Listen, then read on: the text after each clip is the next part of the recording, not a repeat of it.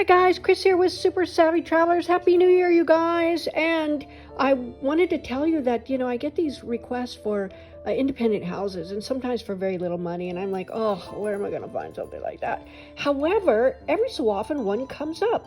This one is in Buonvicino and it is in the country, but it's only about 300 meters from the town square. And it comes with building land of 600 square meters and 2 warehouse rooms. So the property is located on the ground floor with 3 free sides. It's composed of entrance veranda with mountain and sea views, living room, bedroom, kitchen with fireplace, and a wood-burning oven, dressing room, bathroom, attic, and external storage room.